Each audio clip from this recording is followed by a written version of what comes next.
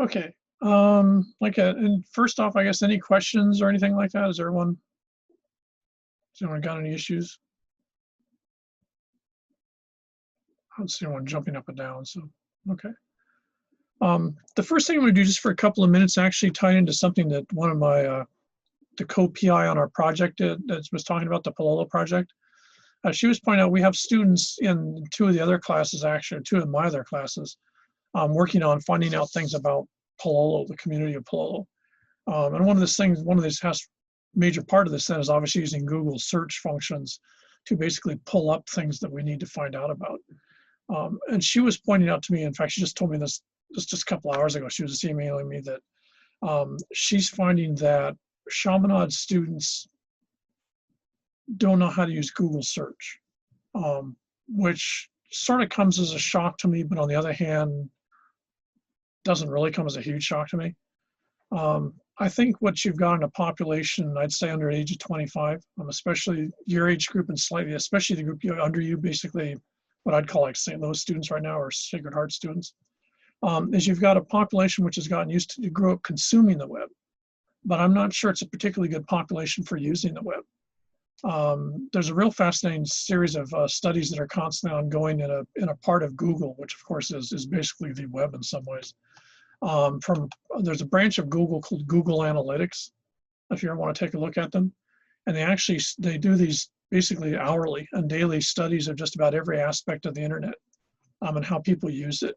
Because of course Google's business is information. That's how they make their money. And that's one of the things they've pointed out is that ironically, as the internet gets easier to use, is people have less knowledge of how to use it. So it's less, people tend to follow a line of least resistance, I guess maybe is the way to phrase it. So what I want to do really quickly, and it's just going to take like a minute or two, is I want to show you the ways that you look for things. If you already know this, then maybe somewhere along here something useful will show up. If you don't, then hopefully you'll pick something out of it. I'm actually going to write this up and send it as a post, as a probably announcement or something like that in Canvas. But I just want to do this really quick. This also ties into something I want to talk about later today in class anyways. We'll say that for some reason you decide you're going to do your next critical thinking paper on the issue of tourism quotas or the impact of tourism in Venice. This is a hugely fascinating subject because Venice is basically disappearing. Venice is actually eroding into the ocean because of tourism. And it's been going on for the last 30 or 40 years. There's all sorts of goofy things that came up with, like building billion-dollar dams to keep things in place. Just all these really silly ass ideas that they had, when basically the problem is just too many tourists. As of 2018, the Italian government basically decided in a lot of places, Florence, Venice, and all these other high tourist impact destinations, that the only way to actually deal with tourists was actually limit the number of tourists. Portugal's already done this, Spain has already done this, and Italy's now doing this, and Paris is doing this. Well, they would have done it, they already had it in place when COVID hit, but they're planning on instituting it in 2021 if tourism picks back up. Because there's a lot of places in the world that just feel swamped. Venice is probably the most striking because, as I remember, it's like 65, 70,000 people live in Venice. And on an average day, there's over 60 to 80,000 people that visit Venice, which means if you guys lived in Venice, on any particular day of the year, there are at least twice as many people that live there, and that other half is people visiting. So for every 2 people you see, only one's from Venice. The other person would always be a tourist. In high peak periods when they have the cruise ships comes in, it's up to 200,000 tourists a day with a population of 60,000. So you literally can't get around because every street is totally choked with tourists because, of course, it's a water town. There's no place, you can't go walk out in the streets, you're drowned. Venice is probably the poster child of this. It's real easy to study. There's been a lot of work done. So we'll say that you decide you want to do your critical thinking paper on something like this. So here's a classic Google search. Hopefully you guys have done this, but according to Candace, apparently a lot of people haven't. You have to think of very clearly what terms you want to use. You can't assume that Google's going to figure out what you want to say if you don't type it in clearly. Search engines are stupid. They're incredibly stupid. They very literally take what you've got and they look for those words. So you have to use alternate words. So this is something we've been teaching the Palolo. We got to teach the Palolo students. You can't just, for example, if you want to find out what's going on in Palolo, you can't just type in Palolo. You also have to type in things like Kaimuki, Wailea Avenue. You have to type in a bunch of other things that might relate to Palolo because it might show up in some other way. Because in most cases, what's happening is the search engines will take the title of an article or the title of something, and they look at the words in the title, and that's the words that they link to the search engine or the search terms. So if someone's using a different type of word, for example, another word for quota in English, and English versus American English would be caps. So Venice tourist caps would probably give you different search results than Venice tourist quotas, even though actually they mean the same in English.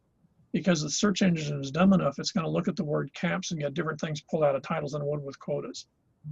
You always have to use more than one term. And to be honest, in a number of the critical thinking things, not sort of in your class, but especially in one of the other classes, it's real obvious that people have just typed in one thing. And what they see is they look at the first 2 or 3 things off of that one thing, and that's what they use, and that's it. That is marginally acceptable in an academic class like a university. It's totally unacceptable if people are actually paying you this. If you're doing it as part of a business, as part of your company's business, you're supposed to look at something. So first thing is you've got to use variable search things when you're looking for something. Secondly, is you got to remember Google's a for-profit company.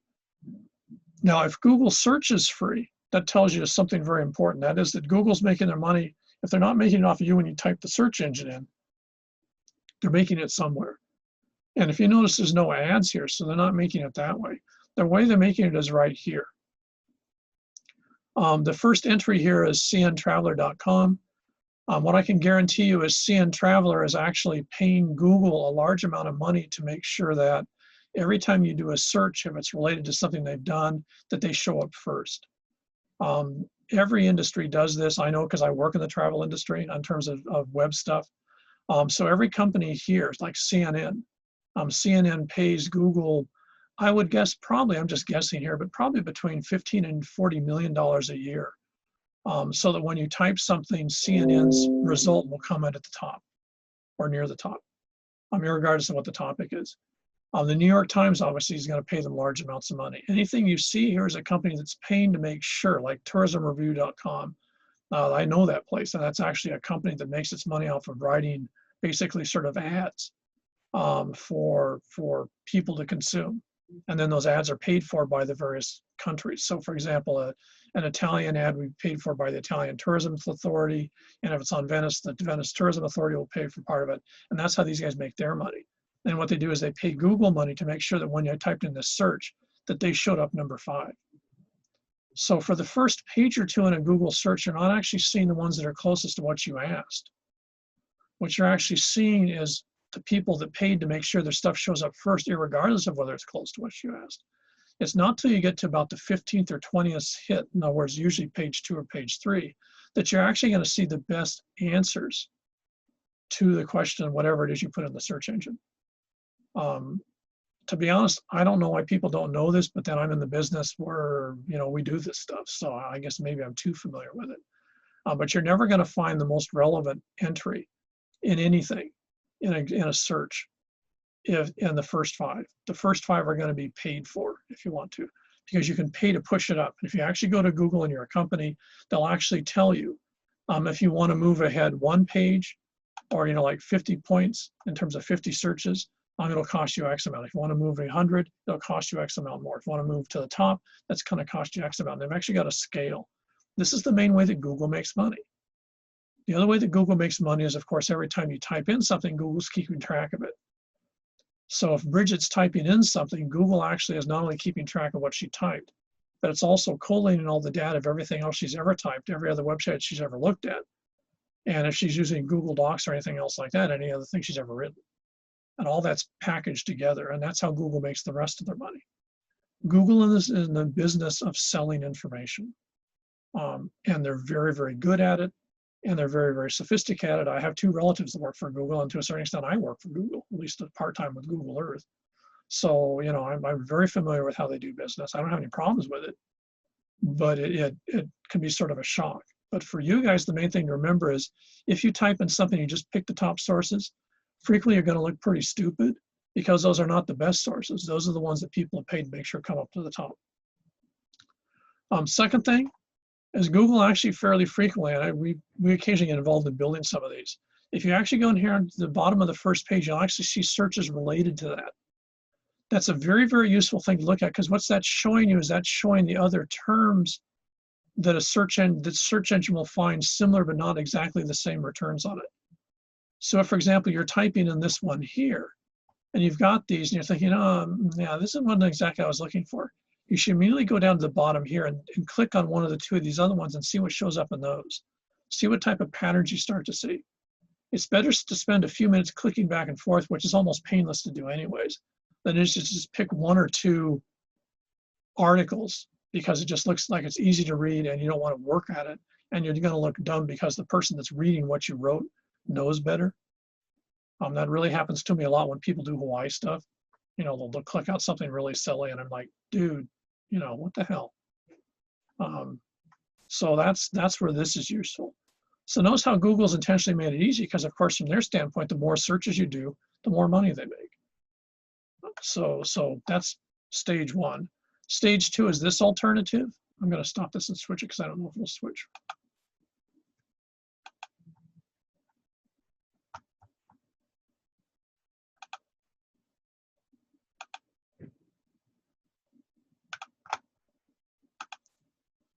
I used to teach the COH 100. I don't anymore because, to be honest, I don't have the time.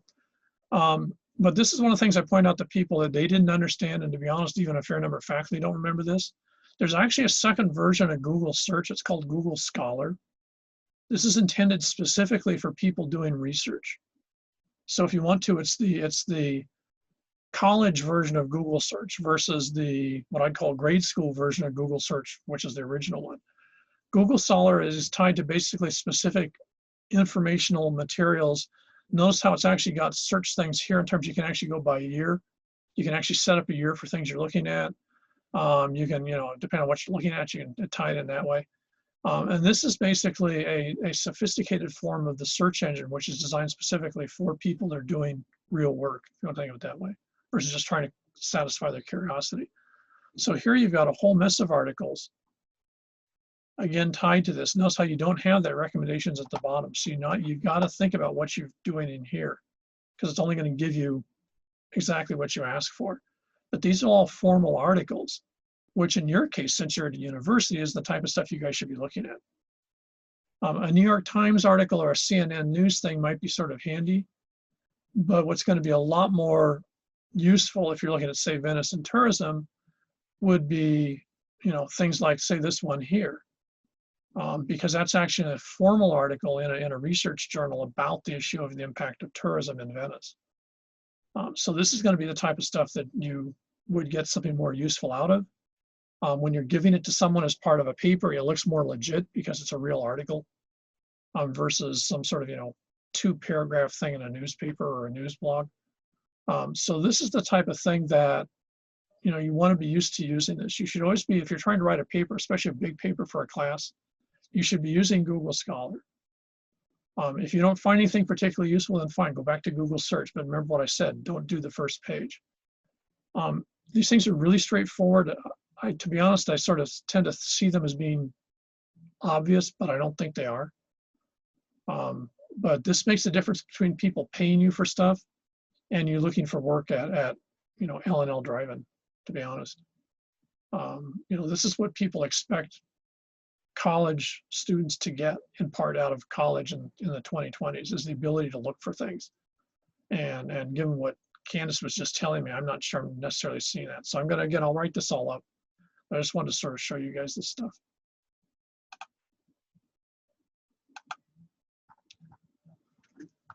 Okay.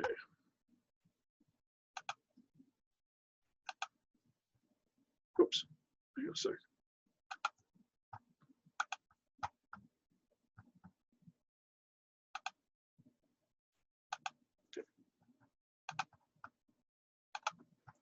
Okay.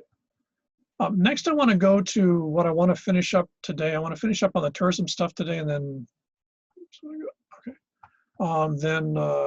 Maybe it start on the next session. I'm not too sure. It depends on how time plays out. want you to watch this once, and then we're going to go back and I'll talk about it a little bit. Then I want you to watch it again. Can you guys see this, the YouTube? Okay, thanks. Is this really a warning? Did you need to be told that this is not a good idea to taunt a bison in the middle of Yellowstone National Park? ABC's Gio Benitez is here. I don't know about you, Gio, but I definitely don't need that warning. Yeah, don't do it, don't do it, don't do it, Amy. Good morning to you. Listen, dozens of people are injured by wild up guy in this video. You can hear its power and see its size. A bison walking right on the road at Yellowstone National Park. But look closer. A man has gotten out of his car and starts taunting the massive animal. People watching in horror. Oh no, oh no, oh no. And if that wasn't enough of a close call, he taunts the bison some more. Oh God, no, no, I can't watch it. Remarkably, the man escapes uninjured and begins walking away. The bison loses interest and doesn't turn back. It's a dangerous game. Just this June, a 59-year-old woman from California was gored by a bison in this video. So, in some ways, to me, that's a stereotype of tourism.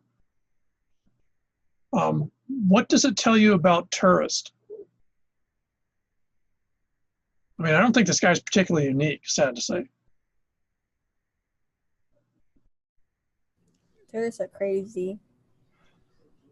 Okay, I'd say, yeah, well, yeah, I'm not sure if I'd use the word crazy. I'd be a little more rude than that with this guy, but what's his relationship with the place and that animal? Why is he goading that animal? Why would you guess he's going out of his way to harass that buffalo who was just cruising around? He wasn't doing nothing. It wasn't like the bison was looking for a fight. Attention. Okay, attention. One thing I can almost guarantee is you really can't see it too clearly, but in another video, there's actually someone over here that's in his car that's videoing the whole thing. So this means and guaranteed it's going to, well, it's too long for TikTok, but it's going to be on either Instagram or Snapchat or da-da-da-da-da-da-da, especially Twitter, right? Well, it won't be on Twitter, but so it's going to be in his Instagram. It might be on TikTok if he edits it. Okay. So in that situation, why is he goading the bison?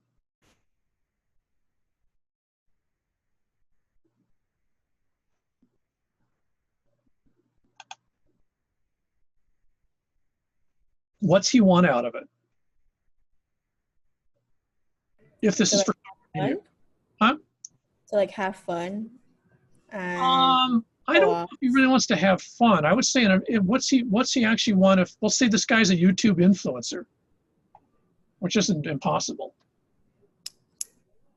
What's he trying to get on his YouTube, Instagram accounts? Views. Views. Because he's going to get money. On Instagram, once you get over 20,000 views, you start to get money. So if he does something that otherwise looks pretty dumb, this might be a revenue stream as far as he's concerned. If nothing else, people will remember him, so he's going to get more viewers. Now, for many folks, getting viewers equates to being famous or being important, and your ego goes up because you think people are interested in you. Okay, so in this situation, what does it also probably say about his relationship with? How much knowledge do you think he has of these animals? None. Yeah, I'd say that's a really good bet. Just as a note, bison can go up to 45 miles an hour. They can jump completely across that road and not hit the ground. They could knock that SUV completely over with one hit and it wouldn't even hurt the bison. So by the time he takes 2 steps, it would be all over him. When they kick you with their front hooves, that goes right through the side of a car. So if they kicked him once, they'd literally gut him. And he'd be dead in probably about 15 seconds. Okay. So this thing's actually a lot more dangerous than an alligator or a lion. Okay. So yeah, his knowledge of this animal is, one would hope, is totally absent. Either that or he's suicidal. I'm going to assume he's not suicidal. So in that situation, why is this actually pretty typical of tourists?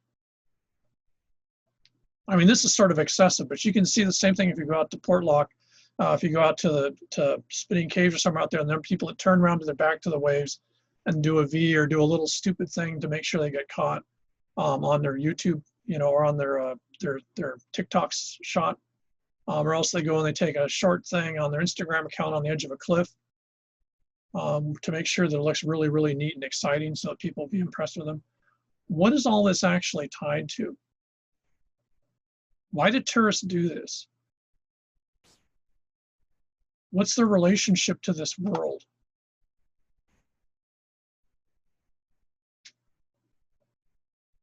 What does he probably think of this animal?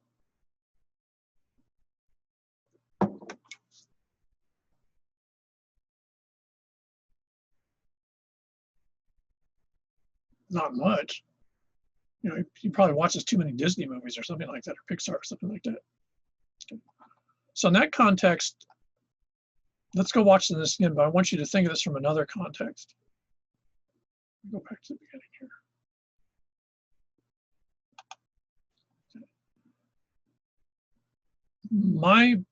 Part of my relatives are Arapaho, and they live on a reservation north of Yellowstone. To the Plains Indians, like the Arapaho, Cheyenne, Lakota, and stuff like that, the buffalo or bison, depending on which word you want to use, the same thing, are actually considered older than people, and they're actually more important. In our view of the world, bison are more important than people are. So you respect them, you always give them honor, and you never, never insult them. So in that context, we'll say that I'm a group of Arapaho, and there's a couple of Cheyenne in these two cars, and they see this guy doing this. What's going to be their attitude of Hear him? its power and see its size. A bison walking right on the road at Yellowstone National Park. But look closer. A man has gotten out of his car and starts taunting the massive animal. People watching in horror. Oh no, oh no, oh no. And if In a Plains Indian context, what's he saying?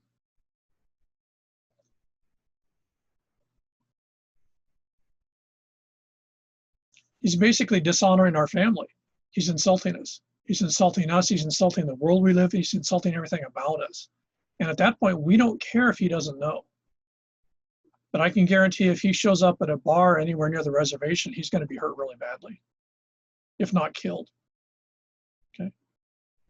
That's what tourism is. Tourism puts people in worlds that they know nothing about, and they can act in ways that are totally unrelated to the world they're in, because if you're on vacation, you get to do whatever you want to, no matter how stupid it is, because what happens in Yellowstone stays in Yellowstone, just like the Vegas slogan. So tourists can be stupid because that's part of tourism. If you're on vacation, you can be stupid because you don't have to use your brain when you're on vacation. And this guy's a quintessential example of that. Much to my surprise, because they usually don't do it, because this went absolutely viral. The Rangers actually arrested him 2 days later and fined him $5,000 for harassing the bison. Now, sad to say, if that bison had actually hurt him, because I used to work at Yellowstone for a couple of months, we have to go out and shoot the bison. You have to kill the bison that was goaded into this by the man, because there's a general attitude that the bison might attack someone else. So the end result of this is if he got hurt at all, even just slightly injured, or if he even complained, then what would happen is Rangers would go out and there'd be a dead bison. The bison didn't do anything. From a Native American context, the bison should have killed him. It was his right. The bison is the elder, and people are seen as like an irritation, or like cockroaches. So this is the problem you get with tourism, is you get people that have no idea of the worlds that they're visiting. And to be honest, they don't care. Because in the world he comes from, this is apparently a either funny thing to do or a legit thing to do, or from, given the videos, maybe it's a business point of view. But he's totally disinterested in the relationship the animal has with its world of the world around Yellowstone. So on one hand, this is an egregious example, but on the other hand, it really isn't. We were just talking about this yesterday in terms of the relationship of the ocean and Hawaiians and the Honan, the tortoise, the turtle. And it's very similar to the same thing. And this is why you end up with enormous amounts of friction when you look at tourists, because tourists don't behave. Part of tourism is, if you're being a tourist, you don't have to behave. The world's supposed to behave for you, because you're paying for that thing. He paid to get into Yellowstone. he's on a week's vacation or whatever, in his SUV or truck or whatever it is. And so he gets to do what he wants to. That's what being on vacation means, especially in the United States, but pretty much globally. Consequences aren't part of his problem. So if he throws his garbage overboard, or if he creates another sort of mess or whatever like that, he's not going to worry about it. It's not his problem. He paid for something, and therefore he should get what he paid for. So, sort of glaring example, but I hate to say it, I don't see it as all being a unique example. I wish it were, but it's not. Now, the reason this becomes key here is what we were looking at last time was this whole sort of shift in the tourism market. And as I think I sort of finished up with, what happens is this push for authenticity. And to a certain extent, that numbnuts with the bison is a good case in point, because prior to this, the tourist would have stayed in a car, they would have driven by a bison, taken pictures of the bison, and gone somewhere to see something else happen. In the world that we live in, 21st century, people want to interact and be a part of these things. So that's going out there and actually trying to interact with a bison like this is actually very typical of tourism now, but it wasn't typical of tourism 20 years ago. And I would argue that social media has just made that worse, because now if you want to be popular on social media, you've got to have something more interesting than the other 45 billion people on social media. And so I can guarantee you got a lot of hits on whatever his Instagram site was, regardless of the fact he got arrested. It was probably worth it in terms of the amount of foot traffic he got. So when you're looking at this authenticity thing, this also spins out in another way. And the way that it really spins out in a very complicated way, and I've never seen actually really good discussion of this yet, is that people start to invest in what was the tourist location. So for example, if you go to Wyoming and you go to Yellowstone Park and you go there and your family's gone there a couple of times and they like it, rather than going there again as a tourist, what you consider doing and what you nowadays frequently do is you'll buy a condominium or a house in Jackson Hole or some other place next to Yellowstone Park. And so now you actually have a place out there. We call these part-time residents. These are also, the Airbnbs are part of this. So what you have now is, rather than people visiting for a short period of time, now you have people that actually have invested in many cases. For example, here in Hawaii, the average of a vacation home is $1.8 million. So if someone's paying to live in upcountry Maui, for example, or live in Koloa on Kauai, and they're dropping almost $2 million in change, they're investing an enormous sum of money, which is a hell of a lot more than someone paying for a 4-day vacation, say at one of the resorts on Maui. It also means their relationship in one way has changed. In one way, if you are a tourist doing what the guy did with the bison, but you're only going to be there for a couple of days and you're actually from Indiana or something like that, and everyone's probably going to cut you a little bit of slack and just say you're stupid, you don't know any better. If, on the other hand, you've now bought a $2 million house in Wyoming, right up against Yellowstone Park, and you've now lived there, for a couple of months a year, but you've lived there for 3 or 4 years, and you do the same thing, what are people going to think? Are they going to cut you the same slack?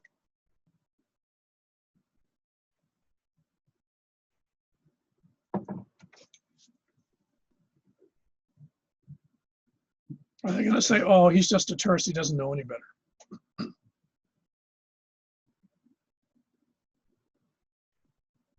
No, you've invested large amounts of money. You now like to say you live there. At some point, you now have more responsibility for the place that you've decided to invest in. That's going to be the attitude of the folks that live there. Sad to say, for folks that buy vacation homes, and here's a classic example here in Hawaii, that's not the way they think. Because the stereotypes they have of Hawaii are why they bought the place. So they keep the stereotypes. They've just invested large amounts of money. So what you're going to find is the person that in many cases owns a residence here, for example, we'll say on the North Shore of Oahu, they might have dropped, we'll say, $3 million for a home up there, which is pretty typical. But they're still going to have all the stereotypes that they had when they were visiting Hawaii. Now, because they've invested $3 million, they're actually going to be more aggressive in wanting those stereotypes fulfilled because they paid a lot of money for it. If you want to, they paid the Gucci amount of money for a vacation. And now they want that to be true all the time. There was just a case a couple of days ago in the news about a guy cutting down a bunch of how trees on the Mackay side of the highway, a mountain in, I think, Kaava. And he did it because he wanted to improve the view he had of the ocean. And they were pointing out, one, he did it illegally. Two, he destabilized the road, which is the only road. And three, he pissed off a lot of the neighbors. And four, it wasn't even his property. From the folks that own a part-time residence, that makes perfect sense. They're there, they want the view of Hawaii, they want to see the sunrise, and they're going to whack the trees. They don't care if it's their trees. They don't care if there's bones buried under the trees that they've now disturbed. They don't care about that because it's not relevant. They're still basically tourists mentally. But because they now paid, given what that house looks like, I'd say at least $3 or $4 million for it, they feel they have the right to change that to make it closer to what they expect the world to be. So what you get is almost like hyper-aggressive tourism rather than more sort of mellowed out, oh yeah, okay, I guess I got to behave like locals type tourism. We don't see that here, and you don't see that anywhere else. We see just the opposite. So one of the huge issues you get into is when you end up with changes in the tourism market, in terms of what tourism actually is you actually end up with a really sort of strange change in attitude from the tourists themselves. They actually become less accommodating or adjusting than they would when they were just here for a couple of days. Now, the reason this becomes relevant, I think I mentioned this in passing last time, is the number of hotel rooms now in Waikiki, I believe, is down to 700. The number of rooms available for rent in Waikiki is about 11,000. 20 years ago, the number of hotel rooms for rent in Waikiki was about 9,000 out of 11,000. Now, if you notice, the difference is basically you've lost almost 80 to 90% of the hotel rooms aren't hotel rooms anymore. Now they're still for rent. Madison, can go and rent one of those rooms, but the difference is they're not owned by the hotel.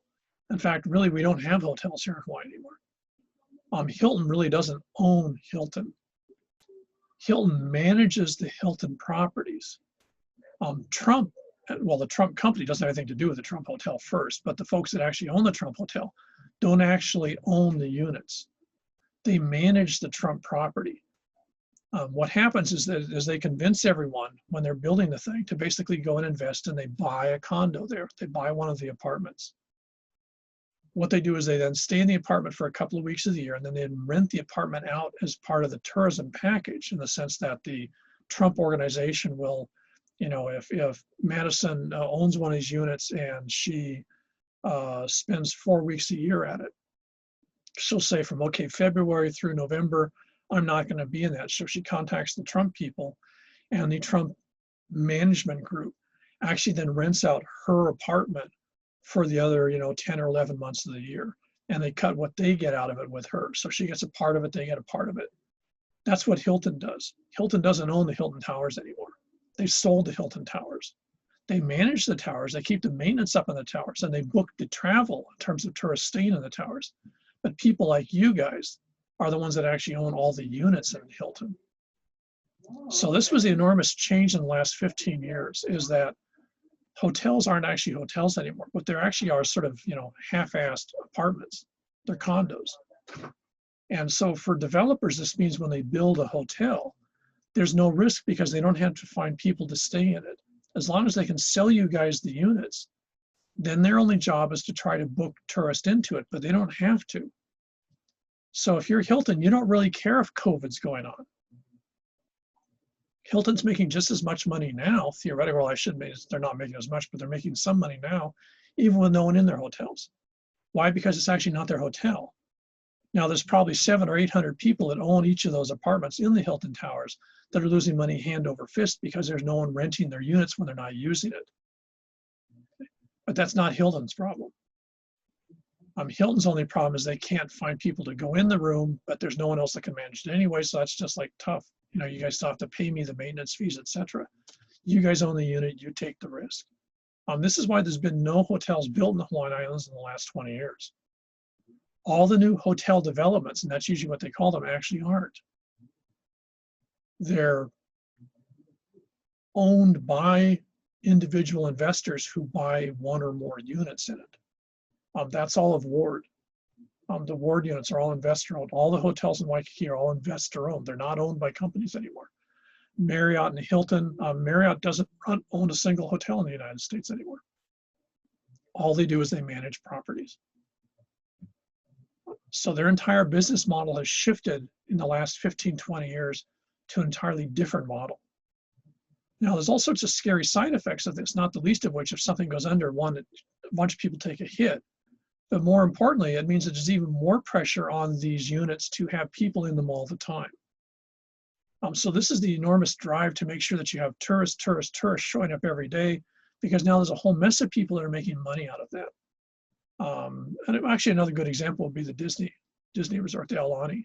It's a good example because that Disney doesn't own anything there except the building. They built it, but they only own is the attractions on the ground floor. Everything else there is owned by individuals, investors that bought each unit.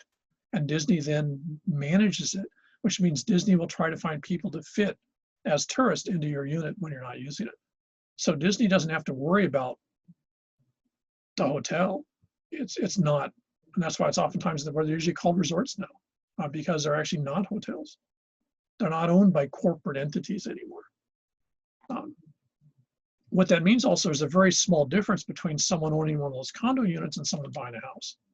It also means there's an incredibly small difference between one of those condo units in some place like the Aulani and someone who has an Airbnb, for example, in Lani Kai.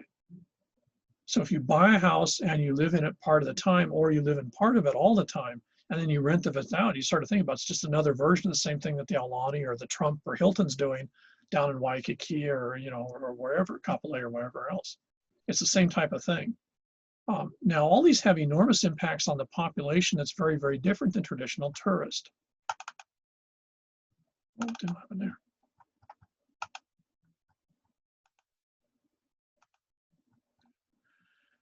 When you change from a traditional tourist, and then some of you probably, I don't know if all of you, but some of you probably worked in the tourism sector here because it's hard not to. But if you do work with tourists, one of the things you very quickly realize is they're sort of rotating faces. I mean, to a certain extent, when you've taught, and I've taught here a lot more years than I want to think about, you guys become rotating faces. Don't take that wrong. But, I've been teaching here for, I think, 30 years. So I've taught your parents. Okay? So when I see someone's last name, I don't know if it's them, if it's your parent, or, who the hell you are. And to sort of certain extent, the names sort of blur and the faces sort of blur. Now, if you're in the tourism business, and we'll say that Anela is actually running a surfing shop. So she's running surfing training. So she teaches surfing. So she's got 6 or 8 people in her van every day, and she's taking them out somewhere to teach them how to surf. It's almost guaranteed if she's doing that 5 days a week. We'll say there's 5 people in the van. That's 5 times 5. That's 25 people a week. That's, I don't know how many weeks, I can't count that far because it's Tuesday and I can't count. But that's a hell of a lot of people in a year she meets for maybe a day or two. She's never going to remember who those people are. Now they're going to remember who she is because that's who they learned surfing from. So from them, she's going to be someone very particular. But in her case, it's just going to be a blur. It's going to be like when you're going up an escalator. You just see people going down the other way and you don't really notice them. They're just sort of a blur. And as far as she's concerned, to a certain extent, I'm sure she's a nice lady, but they're pretty much a pocketbook. They're pretty much cash or a debit card because they're paying her for that service. So her view of traditional tourists is they're sort of disposable and they rotate around. And as long as there's enough of them, she'll make enough money to make a living. But she doesn't actually see them too much as people per se, because she can't afford to, because there's just too many of them. She'd die and she'd be swamped in people. If you suddenly change that and now you've got folks around her who are, well, if she, let's say that for some reason her business is tied into Kailua. And so she starts to get folks in Lani Kai who are Airbnb users and they want to actually learn more. So they want 2 or 3 days of surfing lessons. So all of a sudden now maybe she's only got a couple of people in the van. She's making just as much money, maybe. But also again, it's being more intense. Now to her, they're still a blur. But in their case, they don't see themselves as tourists. They see themselves as local. They own a property or they're renting a property in a house, and they don't see themselves as a tourist in Waikiki, and they want a different experience with her. They're going to want to maybe go to lunch with her, if she goes to a drive-in or someplace like that. And they're going to think, ironically, she still lives the lifestyle they think that people live in Hawaii. And they're going to want to experience that lifestyle. They're going to expect her maybe to invite her over to her house, or bring bring mango off her auntie's tree or something like that, because that's what people do in Hawaii according to all the tourist literature. So they're going to want her in even more ways. They're going to demand that she act in their stereotype of the Hawaiian here, because they've got enough exposure to here. They think they know better what it is, but it's still tourism. It's not based on the reality of living in the Hawaiian Islands. So what that means is what happens is because they're persistent interactions, the friction levels go up. They've got higher expectations of her, but they're not paying her any more money. And so she's going to get more irritated because it's harder to make these people satisfied because they're more demanding and they want more out of her, but she's not making any more off of them. So it's like, you know, what the hell? Do you want blood out of a stone? What am I supposed to do for you that makes you happy? And they're going, well, you know, when we were here last year, you know, you were a lot friendlier than you are now. And she's like, up yours. Oh, I'm sorry, you're a nice lady, but you know, I mean, you know, you're going to get in that whole sort of discussion, which happens very frequently here. They're also not going to be happy doing tourist things. They're going to want to go to different places. So they're going to want to go to places either they shouldn't go or places that can't handle a lot of tourists in them because they want to go experience stuff. So they're going to want to go hike on hiking trails, but they're not going to be responsible about it because, like that idiot with the bison, they still see Hawaii as a place where paradise is. So you can't get lost, you can't get hurt, and nothing can happen to you because it's Hawaii, and nothing happens in Hawaii because it's paradise. Okay. So their relationship with the environment is going to be different because they're here for a lot longer, and because it's persistent. Every time they come back, they're not going to want to do this. If they're staying at the same place, if they own a place in Lanikai, they're not going to want to do the same thing next year that they did this year. We're going to find new things to do on the island of Oahu. And that's going to make it more complex. It's going to wear away the island, if you think about it, when you've got as many tourists as we do. Now, in that, what they're not going to be interested in is the relationship that people here have with each other. They're not going to be interested in the relationship that locals have with people who identify as Hawaiian. They're not going to be interested in the relationship that the different ethnic groups have with each other here. They're not going to be aware of the identity the different ethnic groups have in themselves in terms of who they are and how you should respect them and what that means. Because to them, Hawaii is still a perfect place. They still see it as a very simple, two-dimensional, easy to deal with scenario. Now, for the local population here, which would include you guys in one way, shape, or form, that also impacts in another way, not the least of which, of course, is as you get these people, and you have to remember they're being cherry-picked from around the planet. These are wealthy people from around the world that, for whatever reason, like the idea of Hawaii. So what they're going to want to do is if they invest a lot of money in Hawaii, they're doing that in lieu of all the alternatives. Remember, this is still tourism, so it's still discretionary money. If they're buying if they're buying a house in the North Shore for $3 million, that's money they could have spent on something else. It's money they could have spent somewhere else. So in that context, among other things, it means if Kayla or someone actually lives in the North Shore, she's going to have a hell of a hard time finding a place to rent if she can't afford to buy a place, because now you've got people buying up homes at obscenely high amounts of money. The local competition, especially Chaminade students, can't possibly afford to compete with them. And in that context, that also then changes the relationship because the folks who are local living on the North Shore that see these new folks that have moved in and paid $3 million for what used to be Auntie's house and know very well that they can never afford that. They're not going to have a warm and fuzzy for that person because as far as they're concerned, that person priced them out of their house. That person might be priced them out of their neighborhood. And so what you get is very stressful relationships between the new folks moving in that expect people here to be very friendly and outgoing and warm and always happy, with a population that finds itself having to work 2 jobs, and even then they're barely making minimum wage, and they can't possibly survive in a world where an average rental rate is about $2,800 a month. And so what you get is the very complex relationships you have here don't include a huge number of people coming from everywhere on the planet that have a ton of cash. Now, in traditional tourism, the folks that were coming over here were generally middle class. So they were sort of making the same amount of money we make. And they were coming over here for a couple of days, and then they went home and they had an experience.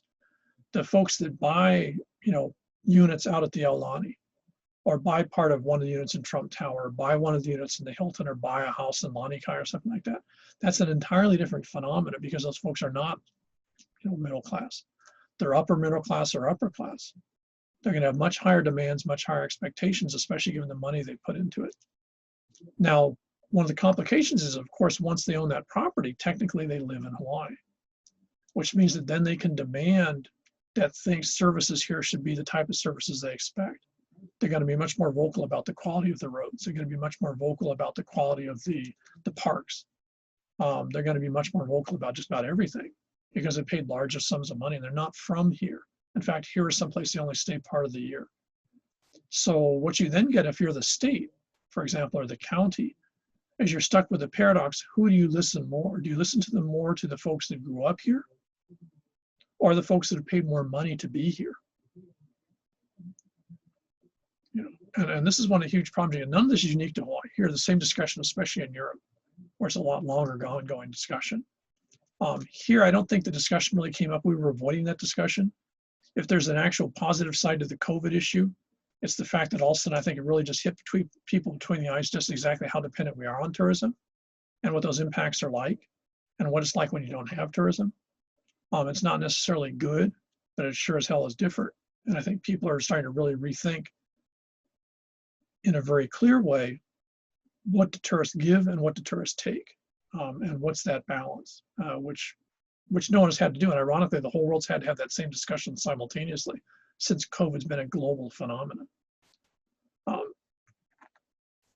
Now, one of the key parts that's tied to this, which is also tied to a lot of the other stuff we've seen this semester, is you have to remember that when you're looking at things like tourism, it's very heavily based on the idea that you have to constantly increase your numbers. Tourism is like everything else in the growth model, is always seen as a growth industry. Now, back in the mid-late 1980s, there were actually serious discussions here held by the state government that 6 million tourists were too many. And so the governor and the state government was actually going to limit tourism at 6 million people because already at that point, especially Oahu was pretty much had it. On the amount of violence against tourists, the dislike of tourism was already growing. And pretty much everyone thought that was the lid. You couldn't have any more than that because people were just going to start to snap. 2019, we had 11 million tourists here. Now remember, 11 million tourists doesn't include part-time residents. 11 million tourists is only traditional residents. If you actually are traditional tourist, if you include part-time residents, Maui recently estimated we might have actually 13.5 to 14 million tourists here in 2019, which is a staggering number on a population of under 1 million. And especially if you're on Maui, they had 5 million tourists estimated between tourists and part-time residents, and you got a population of 120,000. So what you've got is your local population is completely overborne by the tourist population. Now back to that Venice thing I was showing you in the search. Venice is probably the most surreal example. Venice has, I think, again, around 65, 70,000 people living in Venice. On the other hand, they had 36 million people there in 2018. I never saw the numbers for 2019. And if you think about it, 36 million people in basically a city of 55, 60,000 is surreal. And that's the problem with tourism, is no matter how many you've got, people want more. Now here, one of the side effects that's never been studied, and it could be, but I've never seen it brought up, and I think that's because no one wanted to piss off the tourism sector here, is when we talk about the number of businesses that have collapsed due to the COVID crisis and the lack of tourists, is it'd be very interesting for someone to actually do it for a dissertation or master's thesis, to actually look at the number of those businesses who only started up in the last 10 years. I know a friend of mine runs a surf shop down in Kaka'ako. And he pointed out that, in fact, even before COVID, he was pointing out that of his competition, 70% of the other surf shops on the island were actually from California or some other where in the mainland and hadn't been here in 2008. So it wasn't local companies. They were shops in Hawaii, but they weren't people from Hawaii. They were either folks that had migrated over and started a second surf shop here, or they were actually branches of existing surf shops. Town and Country is a local company, sort of, but they're actually investors largely out of Santa Barbara. Quicksilver, almost all these other companies are actually based in California. So they actually have no relationship to Hawaii. So when they talk about local businesses closing, yeah, the folks working in the shop might be from here. But it doesn't necessarily mean that the company itself or even the business in any way, shape, or form was actually local. Or it might have only showed up when we suddenly peaked at 9 million tourists or something like that. So there was so much business here, they jumped into the Hawaii market. I've never seen a good study of that, though it's certainly, for example, like surf lessons and stuff like that. I can guarantee from the guys I know, about 70% of the guys teaching surfing are actually from the West Coast. They're not actually from here, and they only moved over here in the last 10 years. So if they've lost business, that's true, and that's like too bad, so sad. But it's not like you've taken necessarily a job away from a local person who was born and raised in the island of Oahu. So it's a very complex phenomenon when you look at tourism, because tourism generates so much money. It's like a magnet. It attracts all sorts of businesses and other things to take advantage and get a piece of that money. And all of a sudden, when that magnet gets turned off, as it did this year, you start to see a fallout, but it's not necessarily just a statistical fallout. It's in some ways much more complex than that. And I don't know that we're going to get that study, but we probably need it. Because when you're looking at the tourism sector, globally, pretty much, especially in Europe, they've had it. They've said that they're not going to allow increases in numbers. The real terrifying thing is, according to last week, the state of Hawaii basically has said that they want the numbers to go back to 2019. They really think that we should have 12 million visitors in 2021 to be doing good, which is more than we've ever had. That's twice the number we had 30 years ago. So when you look at tourism and COVID, in the case of Hawaii, there's nothing unique about it. It's part of this real sort of complicated relationship that really should involve some really sophisticated analysis versus, oh, you need to provide jobs. Well, one of the questions might be jobs for whom? What type of jobs? Versus just, oh, people need a paycheck. Okay, but whose paycheck is that? You know, whose company is that? Where's that money going from? It's estimated right now that only about 10% of the money in Waikiki actually stays in the state of Hawaii. Only about 30% of the money in Waikiki stays in the United States. The only thing that Waikiki really provides for the local population is low-end service sector jobs in the stores. I believe there's only 6 businesses in Waikiki that are actually locally owned. One, ironically, is ABC Stores, which is owned here on Oahu by a family, the Kosasas. But almost nothing else in Waikiki is owned. None of the hotels are locally owned. There's no hotel in the entire Hawaiian Islands that's owned by locals anymore. Last was Uncle Billy's back in the 90s in Hilo. So everything you see when they talk about local businesses being shut down, that's not necessarily the way it looks. It's a much more complicated global phenomenon. That's true of tourism globally. It's not just a Hawaii thing. Okay. In that context, a final note, since I guess I don't have enough time to really segue into another subject. Last week, since most of the planet shut down, if you notice this week, I think it's this week. I think it's either Thursday this week or next week. We're going to be allowing Japanese tourists to come to Hawaii, or I should say the Japanese government's going to allow Japanese tourists to come to Hawaii for the first time. They're not allowed to go to the mainland. It's Hawaii only. What you're starting to see is some really interesting interactions and actually are relationships which have just popped up. Last week, Singapore just signed an agreement with Hong Kong where folks from Singapore can go to Hong Kong as tourists without a 14-day quarantine, and folks from Hong Kong can go to Singapore without a 14-day quarantine. Now, if you know anything about Hong Kong's actually in China. Chinese tourists are not allowed. You have to be born and raised in Singapore, in Hong Kong. You have to live in Hong Kong. So those two cities, well, I should say the country of Singapore and the city of Hong Kong, are developing a special, they already had a relationship, but they're developing a special, unique tourism relationship. Places in Europe are starting to do this too. We're starting to see as cities or countries in Europe allow folks from another country, but not anywhere else. Assessment that was just done last week by an analysis firm pointed out this might actually be a pattern you're going to see in the future, that you're not going to see tourism globally. You're going to see very selective tourism, where if you're in one country, you have maybe these 5 choices and maybe nothing else. If you're in another place, maybe you have 2 choices and nothing else. So you're not going to see people getting on an airplane just to go someplace. That might be at least through 2021. It certainly seems to be the case. So one of the interesting things about tourism is COVID's really sort of shined a light on it. And it's going to be interesting to see, while there's this time to think about it, if people start to really rethink what the biggest industry in the world in the 21st century as of last year suddenly looks like when it's pretty much stopped. You know, I'm involved, like I said, I'm involved in that industry. There were roughly 600 travel agents or travel companies here in Hawaii in 25.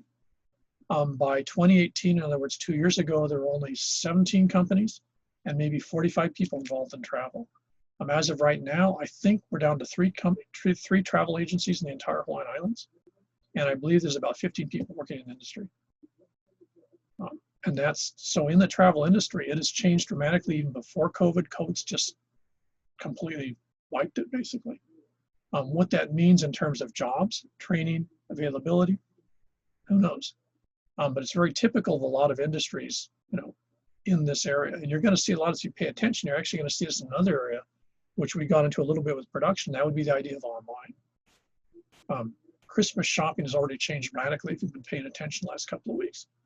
And it's going to change radically. And all of a sudden, there's going to be a lot of companies that have completely changed. Target, especially, has completely changed how they sell you something. Walmart, as of last week, is completely changing how they're selling you something.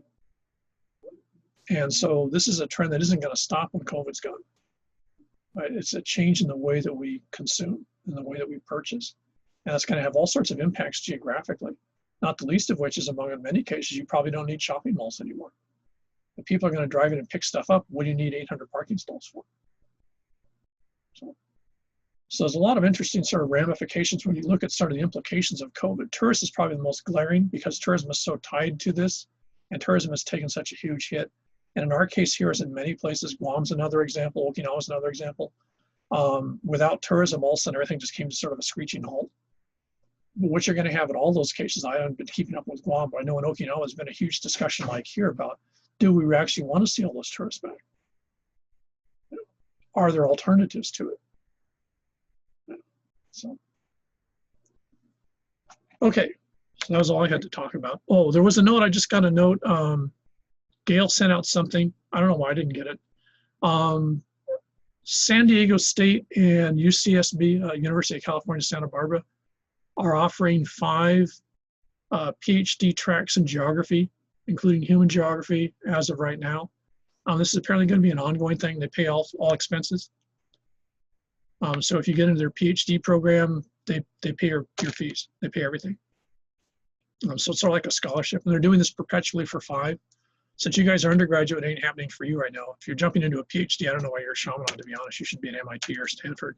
Don't take that wrong. But what it does mean is when you get done with a degree here, since almost no one in geography gets an undergraduate degree in geography. I didn't. My master's isn't even in archaeology. My first course in art geography was as a doctoral student.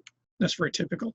About 70% of the folks that get PhDs in geography are not geographers prior to that. So, if you see something this semester that looks like something useful, there are programs in the United States that are willing to pay your entire way for a PhD program. So just something to think about in your terms, put it on your list of potentials. Okay, are we all good for a day then? Okay. Like I said, I'll write up that little thing on the Google search thing. So you've got a physical version of that too. Okay, with that, if there's no questions,